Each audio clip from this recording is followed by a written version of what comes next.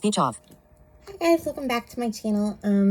So I am here to do what I added to Goodreads in the second half of May.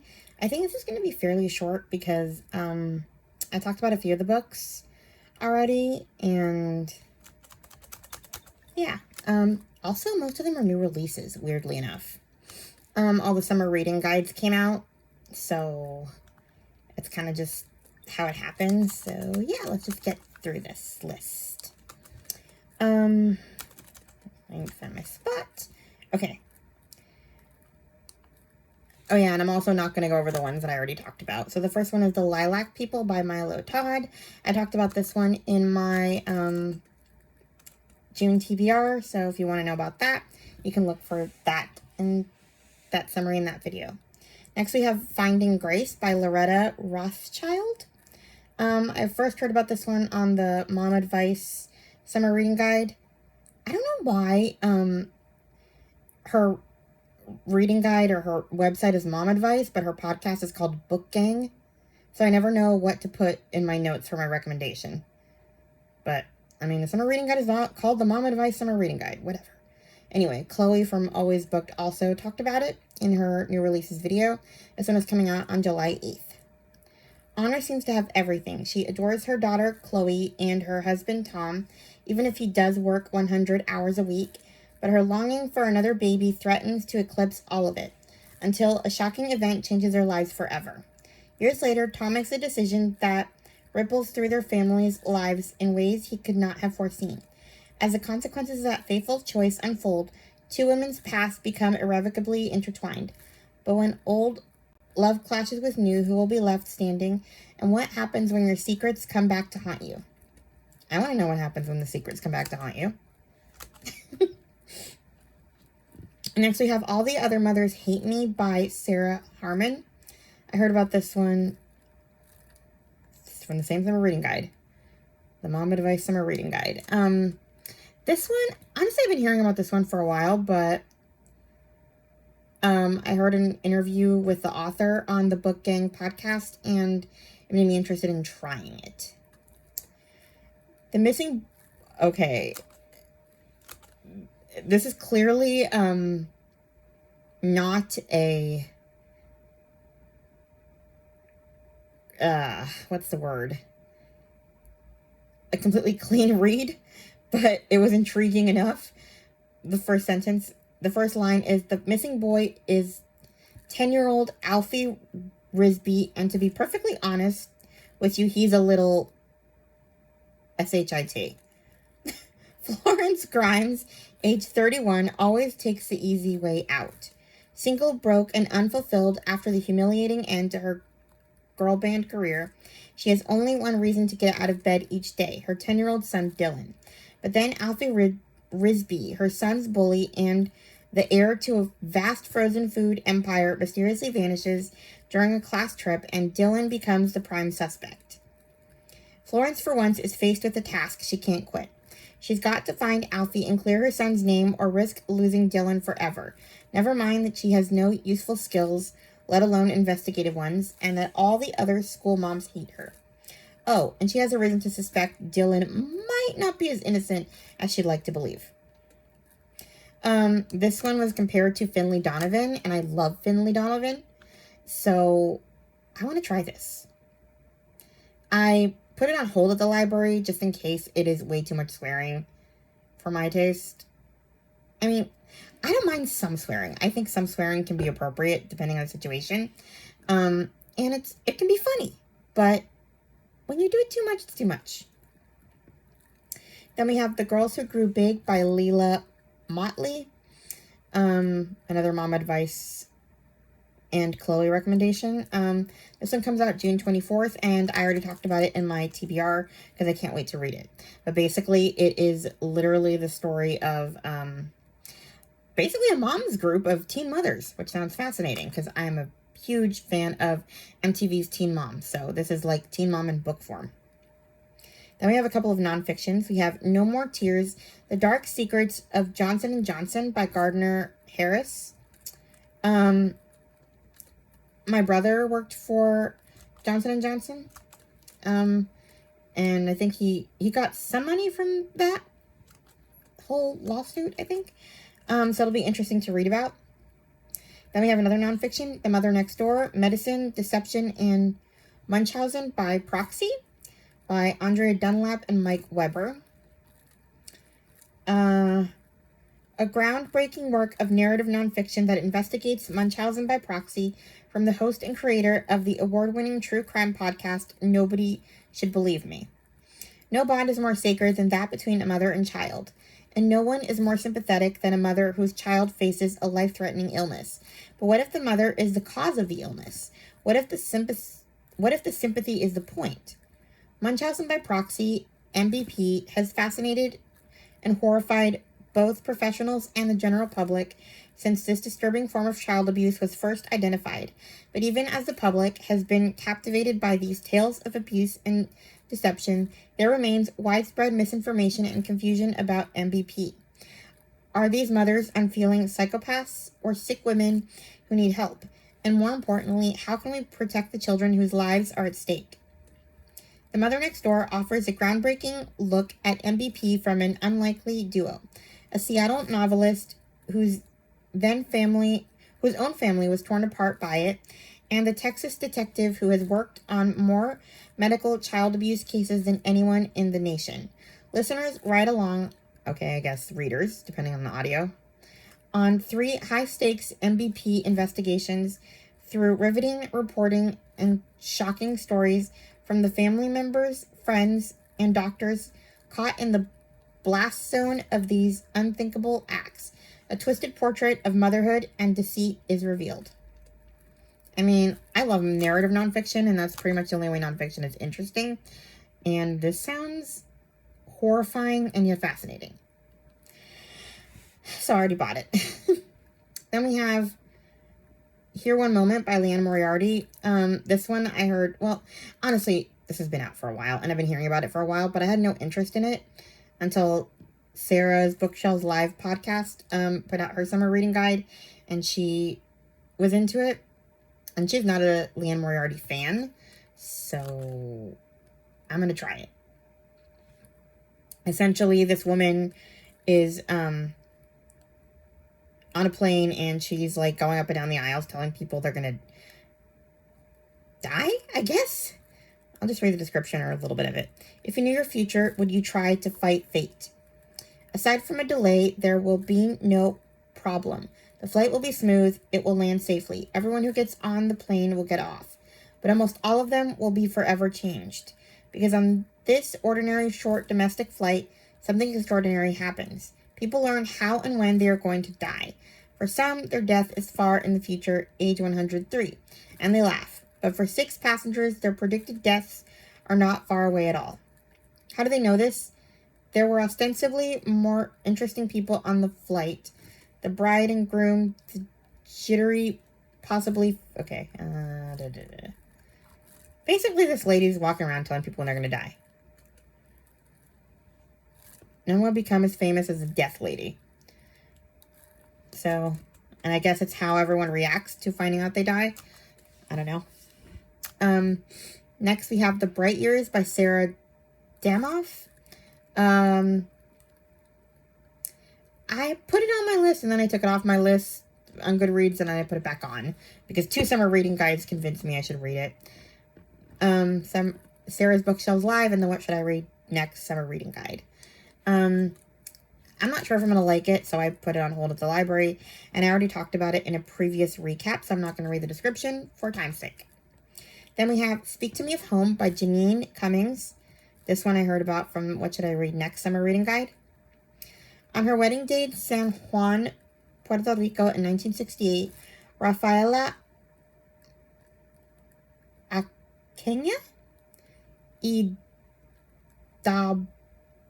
I cannot tell what this says, has mild misgivings, but she marries Peter Brennan Jr. anyway, in a blaze of romantic optimism. She has no way of knowing how dramatically her life will change when she uproots her young family to start over in the American Midwest, unleashing a fleet of disappointments. Against the backdrop of her mother's isolation in St. Louis, Missouri in the 1980s, Rafaela's daughter, Ruth Brennan, longed only to belong.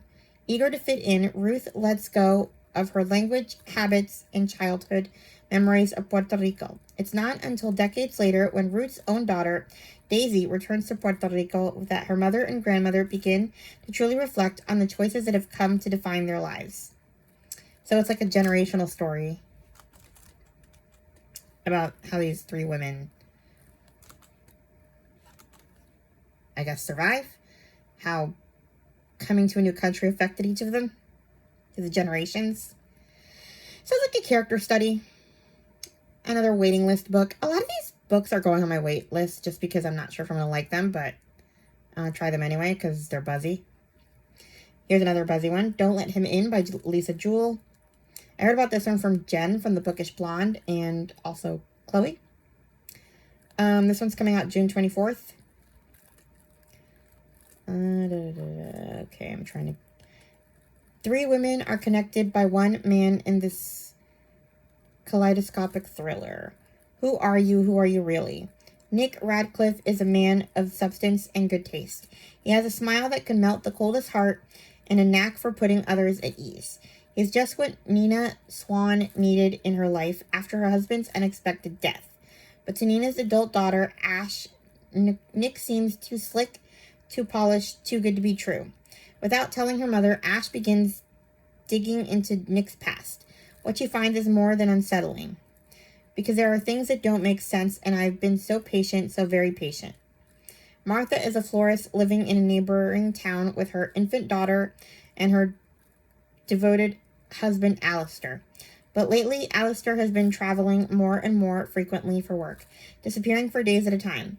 When Martha questions him about his frequent absences, he always has a legitimate explanation, but Martha can't share the feeling that something isn't right. You know that's mad, don't you? I'm your husband. We know everything there is to know about each other. Nina, Martha, and Ash are on a collision course with the shocking truth that is far darker than anyone could have imagined, and all 3 are about to wish they had heeded the same warning. Don't let him in. But the past won't stay buried forever. I'm in. Next we have The School Gates by A.A. Chaudhary. It's another Chloe book. This one comes out June 5th. I have not seen it on Audible, so I don't know if it's coming out or not, but... First comes gossip, then comes revenge. When single mom Lola Martinez's son Luca starts school, she feels that she'll never fit in with the yummy mummies in the playground. Why are they yummy?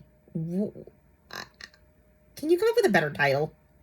Anyway, confident, married to wealthy men with ample free time, they're everything she isn't. However, Lola is invited into the inner circle, surrounded by seemingly friendly people, even if Lola's silence about her child's father puzzles them. Despite herself, Lola quickly becomes involved in playground politics, making as many enemies as friends. But then Lola is brutally murdered, her death rocking the close-knit community. As the police investigate the case, they discover that Lola was hiding many secrets, as are the mums in the new social circle.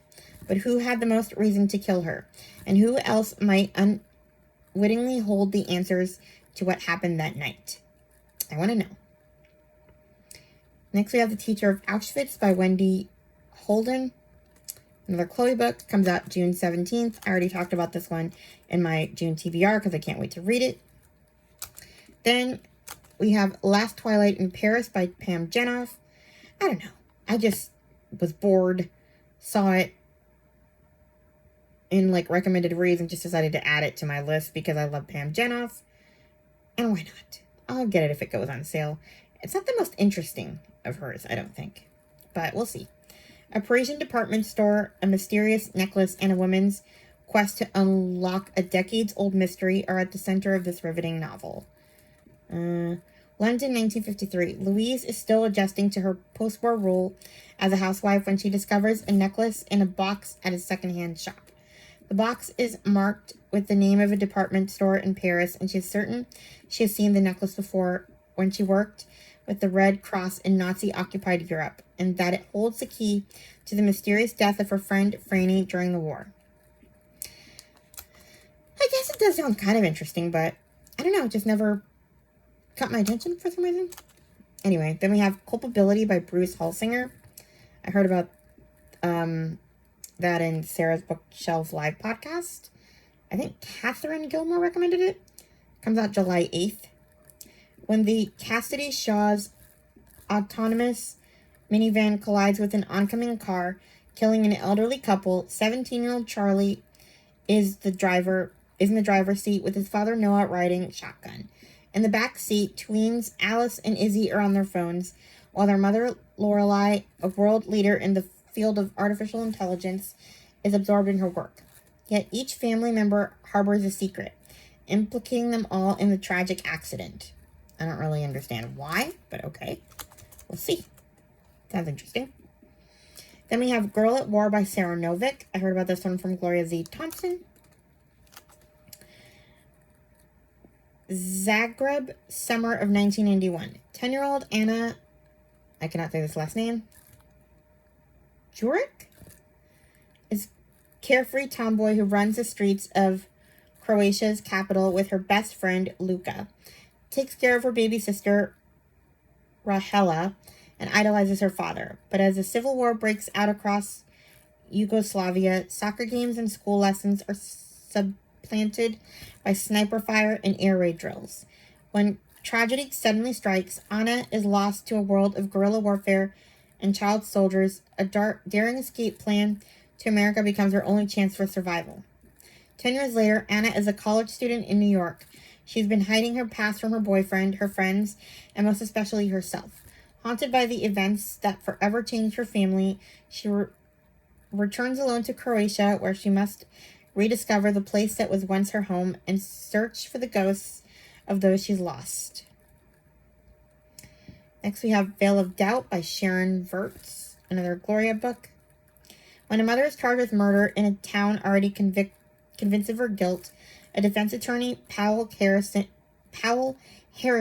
finds truth and justice in a legal system where innocence is not presumed. Emily Lloyd, a young widow in Reconstruction-era Virginia, is accused of poisoning her 3-year-old daughter, Maud. It isn't the first death in her home. Her husband and 3 other children all died of mysterious illnesses, so when Maud succumbs to an unexplained malady, the town suspects foul play.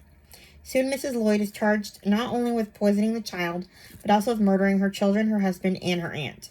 Enter Powell Harrison, a soft-spoken, brilliant attorney who recently returned to his Virginia hometown to help his brother manage their late father's practice. Approached to assist in Mrs. Lloyd's defense, Harrison inevitably declines, worried that my screen is moving. Harrison initially declines, worried that an infanticide case might tarnish the family's reputation. But as details about the widow's erratic behavior and her reclusive neighbors emerge, Harrison begins to suspect that an even more sinister truth might lurk beneath the family's horrible fate, and finds himself irrevocably drawn to the case. I don't know what that means. Next we have Between the Devil and the Deep Blue Sea by Jessica, I cannot pronounce this last name, Guerrieri? Don't kill me. Another Mom Advice Reading Guide summer pick.